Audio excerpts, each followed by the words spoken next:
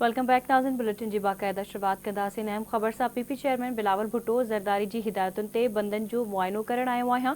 सिंध जे वरी वज़ीर सैयद मुराद अली शाह जो इहो चवणु आहे। MNV ड्रेन वफ़ाक़ जो प्रोजेक्ट आहे जंहिंजो कमु इत्मीनान जोॻो नाहे थियो। मुराद अली शाह जो चवणु आहे वफ़ाक़ वटि 850 अरब पयल आहिनि जेके पैसा 2 सालनि खां जारी नाहिनि थिया। वज़ीर आज़म सां उन बाबति ॻाल्हाईंदुसि। वधीक बरसातूं थियूं त MNV ड्रेन ज़रिए नुक़सान थी सघे थो। 2022 जी बोर्ड में AFP बंद खे 5 घारा पिया हुआ। सैयद मुराद अली शाह जो चवणु AFP बंद जो कमु तक़रीबन 85% थी चुको आहे। सुप्रियो बंद जो कमु मुकमल थी वियो आहे।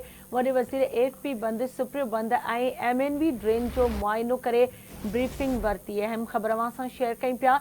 पीपी चेयरमैन बिलावल भुट्टो ज़रदारी जी हिदायतुनि ते बंदनि जो मुआइनो करण आयो आहियां। वॾे वज़ीर जो चवणु हुयो त MNV ड्रेन वफ़ाक़ जो प्रोजेक्ट आहे जंहिंजो कमु इत्मीनान जोॻो नाहे थियो।